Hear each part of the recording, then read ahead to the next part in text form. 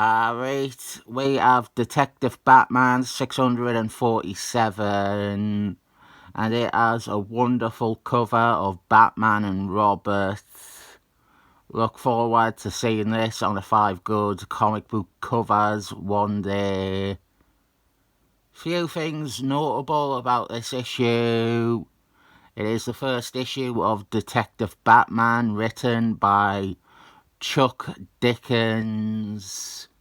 It is the start of his run on the title, and it is also the first appearance of the Stephen Brown character, Fender.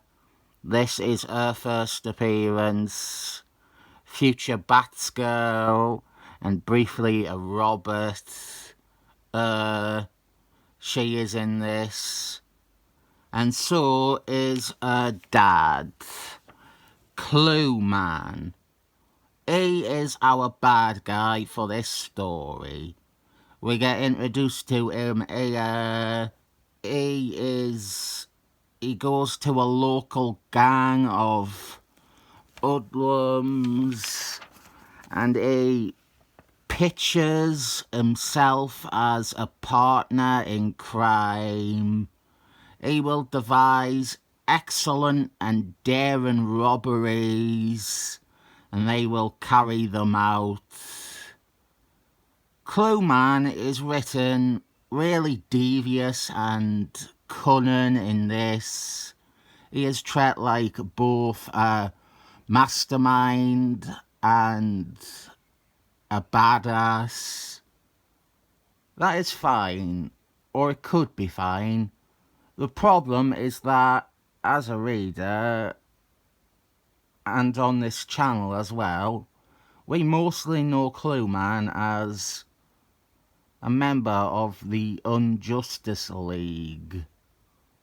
The ha ha ha, they are so lame troop of bad guys featured in the Justice League International books. This actually argues a point that I have made plenty. Once you have written something that way, once you have made a bad guy, or any character, into a punchline, you are presenting future writers with no alternative of how to write the character. Or you are making them do what Chuck Dickens has to do here, which is flagrantly avoid any reference at all to Clueman's appearances in Justice League International. Through little to no fault of Chuck Dickens, it feels crap and lousy that there is no reference made to his most recent appearances before this. For this story to be told, we had to get rid of the silly Billy goofball shit and make no reference to the fact that Clueman was, technically, a member of the Justice League on Justice League Antarctica. He is a bad guy. He is a professional criminal.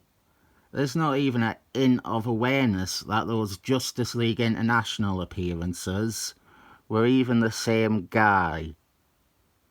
It gets worse, of course, because Kevin Griffin will come back to Clueman a few times after this, and again reassert Clueman and the Unjustice League as a big farce. Which version you prefer is entirely individual. I have a greater connection to the Justice League stories, but I prefer a comic where characters are not being written into such a dead end. Elsewhere, there is a hostage situation in Gotham City. Attica. And Batman and Robert are on the case, in true Batman 1966 style, climbing the side of a building. Holy Polaris, Batman. And over here is our first appearance of Stephen Brown. She is watching things on the news. I talked about Stephen Brown earlier this year, the disgusting treatment of this character by DC Comics, and I was completely wrong in describing her first appearance. I remember this bit here, watching the telly, but I thought that was it for this issue. It's not. We see a bit more of her, including a costumed identity, Fender. Fender is... well, I've already given away the story by saying she is Clueman's daughter. She is basically hounding her deadbeat daddy. She is keeping tabs on him and trying to expose his crimes. She is providing clues and evidence for the police and Batman and Robert to direct them to Clueman. After her introduction here, Fender becomes a supporting character in much of the Batman books, chiefly in Robert's solo series, which is also by Chuck Dickens. She becomes Robert's love interest, or nowadays, she was just Robert's beard. There was a teen pregnancy story with her. You might have forgotten that because DC sure did forget it. She eventually became Robert in an absolutely unforgivable story, and then she died violently, but we have already talked about that. She came back a few years later and was the new Batgirl. She was being trained by Barbara Altman. That didn't last because the New 52 happened, and they reintroduced her as Fender with a much weaker remake of what we are looking at today. I like this issue and this story, and I am feeling a bit like I don't have all that much to say about Batman. I've never been a huge Batman fan. I like him enough. I'm not anti-Batman or a Batman hater or anything like that. I just actually thought about it for a full hour before recording this video. I want to lock down why Batman doesn't connect with me, or it doesn't often connect with me. I thought of a few reasons, and half of them, I don't even know if they are that important. And some of them feel like I am being unfair to Batman. Rather than dwell on those things, one of which is on this page at the bottom, I'll talk about the Batman things that I like. My favourite Batman run, of the Batman runs I've read anyway, is the Jim Starman and Jim Apparatus stories of the late 80s. I loved the depiction of Batman as one week a superhero, and then the next week a hard-boiled pulp detective hunting a serial killer. 10 Nights of the Beast.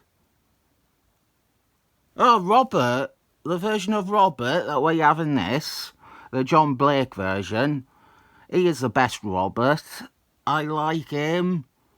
I like the girl Robert from Batman Returns as well, but nothing done with her after Batman Returns, or anything done with Batman Returns after Batman Returns.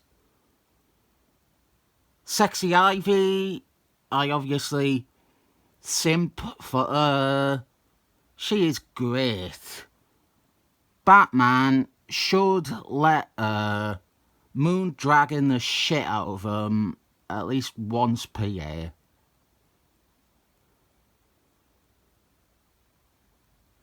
Barbara Oldman, I like her. Now it feels weird because I'm just saying I like characters who are not Batman. Alan Burnett, I liked his stories. Batman nearly always has great art. That is something that I can happily say. If I read more of Chuck Dickinson's Batman, I imagine I would like that. I like his work on Robert and Birds of a Feather. Oh, and Stephen Brown. I like Stephen Brown. I didn't think of her as a Batman character immediately, but she is. I think of her as her own thing, or as a supporting character in Robert. But she counts. Stephen Brown is fun, good character. And yeah, I like this story.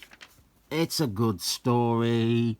Batman, I don't find his writing to be off. That's one of the things with Batman. It seems really easy and really common for Batman to be written bad. Of course, that links into my Batman rule that I realised when I was about 16. Whenever Batman guest appears in a title, he is either written as a dickhead or an idiot. I came up with that when I was a teenager and barely well read, and it is completely true and accurate. What we have here is Batman. He is confronting Clueman based on the clues left by Fender. And it is a fun setup for a character, actually. Fender, she is sending in these letters to the police. It is a fun idea. Fender, she has a unique story here. We have a scene here with Clueman. The gang, they saw Batman interrogating them, and they think that Clueman is working with Batman. That Clueman is setting them up. And this scene is to show that Clueman is ruthless and evil. He suffocates the leader of the gang, and he takes over leading the group himself. And we end with another look at Fender. This is a 3-parter and I recommend it. It's both a pleasant read and it has historical value as the first appearance of an important character. I'll give it 7 thumbs up, and now I'm gonna go drink some water because my throat is hurting.